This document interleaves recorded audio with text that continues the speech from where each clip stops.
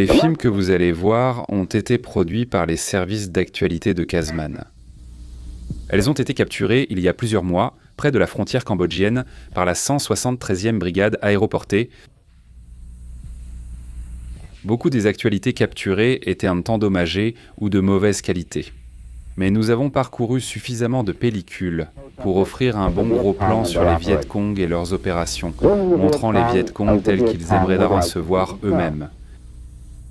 Dans la première séquence, nous vous emmenons derrière les lignes ennemies pour des reportages sur les Viet Cong au combat.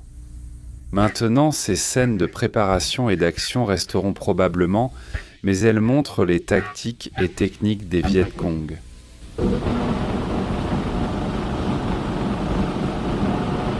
Traduit, ce titre se lit « Opération militaire de la 9e division de la force principale des Viet Cong en représailles au bombardement de Hanoï et Haiphong ».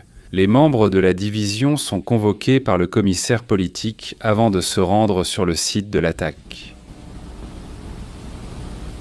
Les chefs de section et de peloton portent des banderoles affirmant leur volonté de venger les bombardements du Nord. Des engagements similaires figurent sur des cartes attachées aux casquettes des soldats. Ici, le commissaire politique de la division remet des cordes au commissaire politique des régiments comme signe de sa confiance dans la victoire de la bataille et la capture de prisonniers. Les commissaires politiques des régiments, à leur tour, utilisent de les cordes pour inspirer confiance aux soldats directement sous leur commandement. Le clairon sonne l'attaque et les différentes sections et compagnies se déplacent à pied vers leurs positions respectives.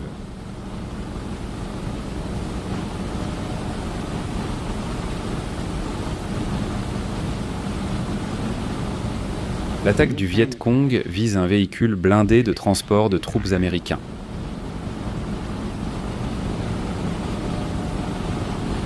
Le véhicule est détruit et plusieurs membres de son équipage sont tués.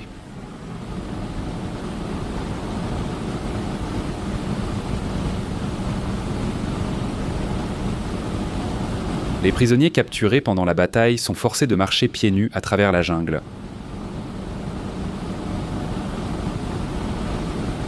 Ensuite, nous avons une série de séquences d'actualité sur les attaques du Viet Cong contre les unités alliées dans le sud du Vietnam, avec les montagnes de la Vierge Noire de Tay Minh en arrière-plan. Les guérilleros communistes se préparent.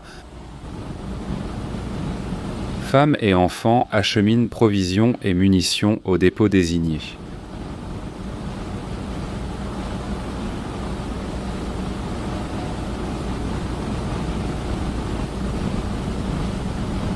Les armes et l'équipement utilisés par les Viet Cong sont des modèles soviétiques, dont la plupart ont été fabriqués en Chine communiste.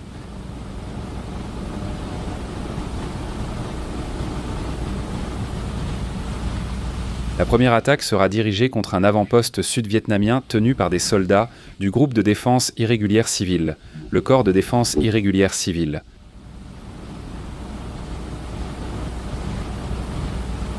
Un dernier contrôle des communications est réalisé avec du matériel communiste et américain capturé. Les forces sud-vietnamiennes tombent dans l'embuscade et le Viet Cong ouvre le feu. Encore une fois, les morts sont sud-vietnamiens et américains. La jungle a offert aux Viet Cong un sanctuaire stratégique d'où lancer ses attaques. Une fois la bataille terminée, aucune arme n'est laissée derrière. Tout Viet Cong qui rapporte une arme ennemie est décoré pour son acte héroïque. Le matériel capturé revêt une grande importance pour les communistes dans leur guerre de guérilla et ce fait est fortement souligné dans ces actualités de propagande. Lorsque les armes et les munitions ont été ramenées au camp de base, elles sont enregistrées, stockées et préparées pour la prochaine attaque communiste.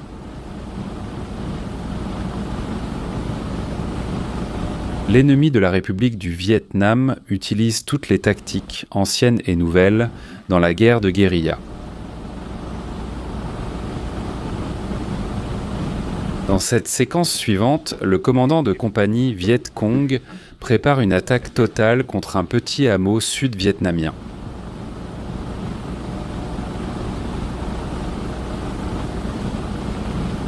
Le clairon sonne à nouveau la charge et les Viet Cong sortent de la jungle pour submerger le village.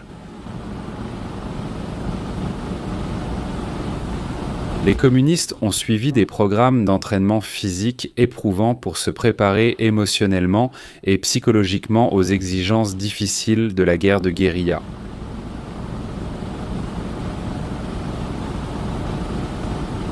Des attaques comme celles montrées ici sont menées pour harceler les unités alliées dans la région.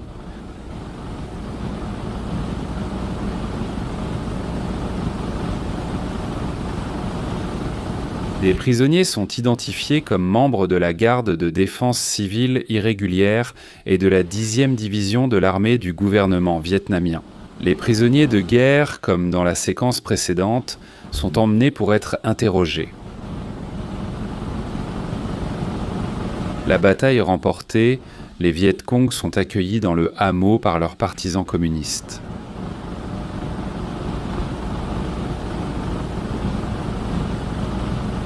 Et, selon le commentaire original du film d'actualité, un programme spécial s'en est présenté par les femmes de la colonie en hommage à leurs soi-disant libérateurs.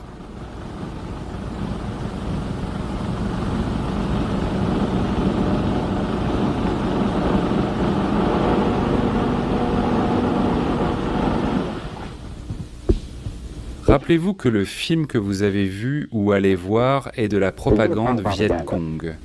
Le côté communiste du conflit dans la République du Vietnam. En même temps, il offre un aperçu réaliste des motivations et des méthodes du Bao Cong. Maintenant que nous avons vu l'ennemi au combat, voyons maintenant un autre aspect de l'effort de guerre communiste au Sud-Vietnam. La zone d'opération qui montre le travail du Viet Cong dans les domaines de la logistique et de la démolition.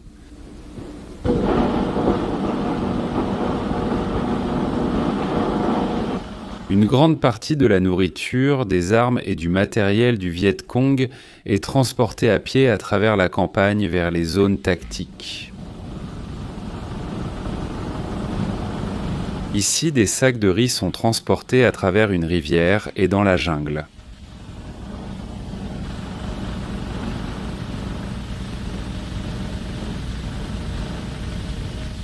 Les femmes, souvent armées, forment plus de la moitié de la force de transport communiste. Un autre des principaux moyens de transport est la bicyclette.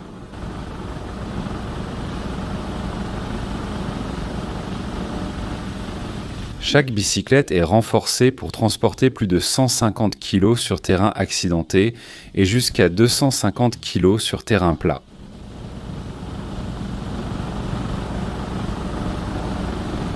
Les Viet Cong utilisent aussi minutieusement les armes et équipements capturés.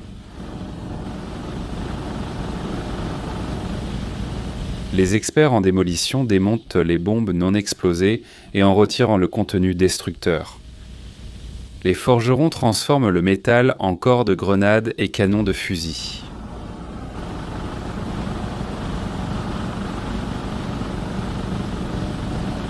Dans la guerre de guérilla que mènent les Viet Cong, rien n'est gaspillé, tout est utilisé.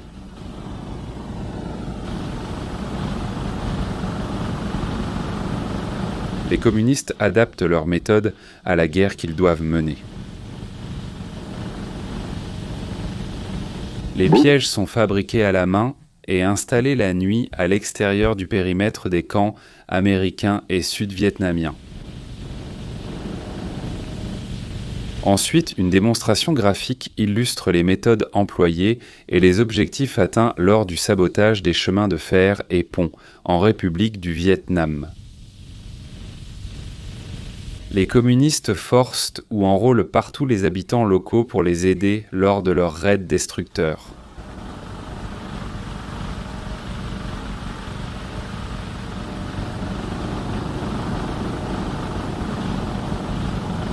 Un train gouvernemental qui a été déraillé témoigne de façon sinistre de l'efficacité des tactiques du Viet Cong.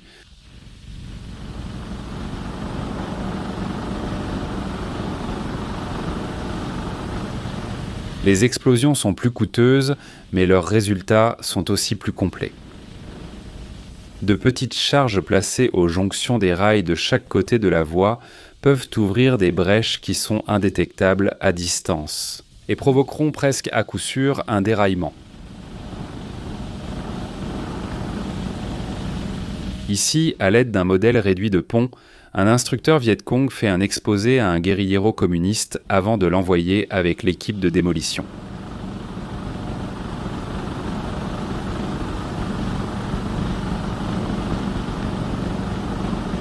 La charge est préparée par d'autres membres de l'unité de guérilla.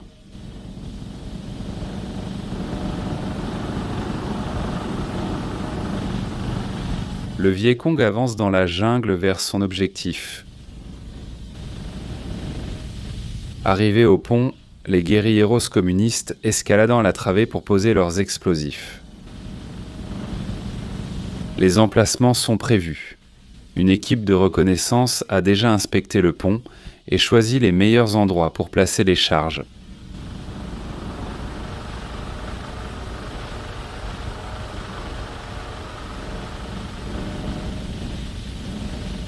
Mission accomplie, le pont est détruit.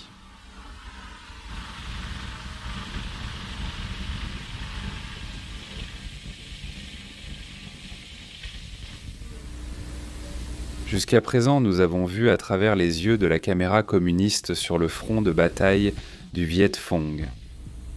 Dans cette séquence, nous allons nous concentrer sur diverses activités de propagande et non militaires de l'ennemi.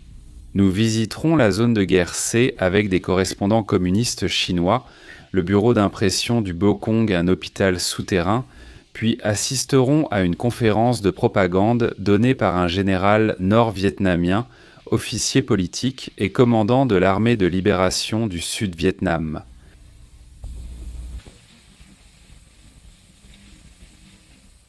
Ce troisième segment de nos actualités capturées du Viet Cong s'ouvre sur des banderoles et des pancartes accueillant les cavaliers communistes chinois à leur arrivée pour une visite des installations Cosmo. Dans la zone de guerre C, les invités et leurs hôtes échangent les toasts habituels. Et dans le cadre de la réception d'accueil, les représentants des deux nations communistes échangent des photographies de Ho Chi Minh et de Mao Tse-tung. Une troupe de divertissement du Nord-Vietnam est également présente et les écrivains chinois assistent à une représentation de danse traditionnelle vietnamienne.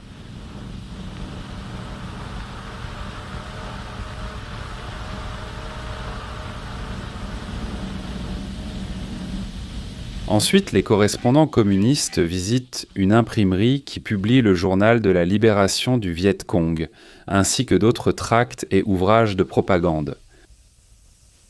Ils observent la composition des caractères par un artisan du Viet Cong et assistent au fonctionnement de la presse primitive avec l'imprimeur et son apprenti.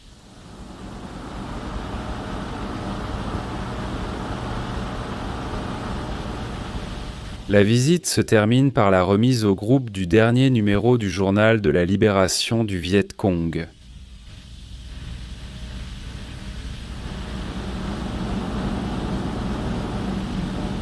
Au centre de la zone de guerre C, l'hôpital principal pour Carsmen peut accueillir jusqu'à 500 patients. Les soldats Viet Cong blessés sont évacués du champ de bataille à l'hôpital sur des civières hamacs.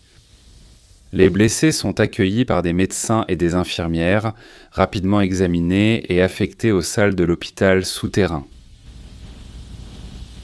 Une fois de plus, les images animées témoignent des façons dont les Viet Cong s'adaptent aux conditions dans lesquelles ils mènent leur guerre d'insurrection.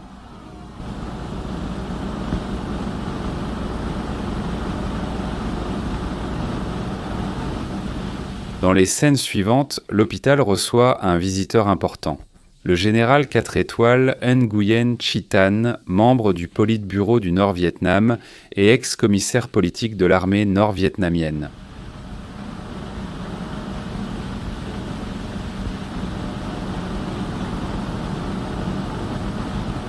Au moment où ces films ont été réalisés, le général était le commissaire politique et le général commandant de l'armée communiste au Sud-Vietnam. Ici, le général Thanh marche parmi les blessés, leur parle et les écoute.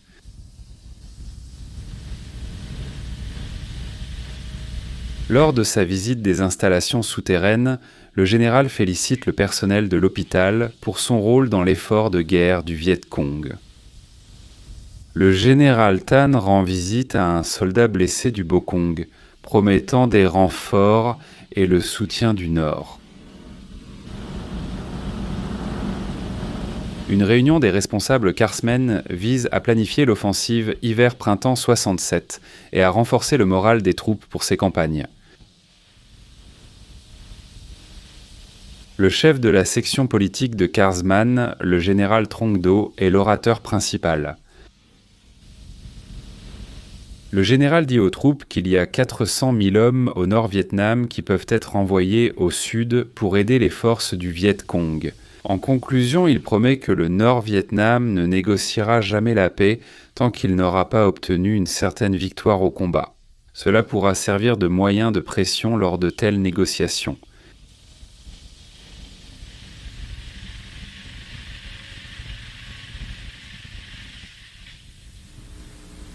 Voici le défi lancé par le Viet Cong et ses partisans au Sud-Vietnam. Nous avons vu dans leurs propres films qu'ils sont ingénieux, disciplinés, impitoyables, déterminés, attentifs à cette menace, conscients de ce danger. Le Sud-Vietnam et ses alliés doivent relever et vaincre le défi de l'ennemi.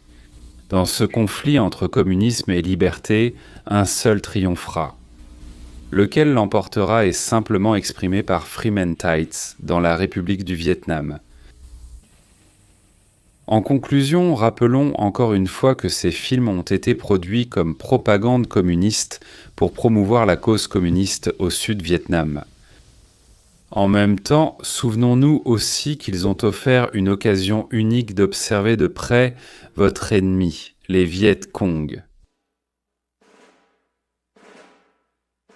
Merci d'avoir regardé. Pour soutenir la production de contenus historiques, aimez, commentez et partagez cette vidéo avec d'autres passionnés.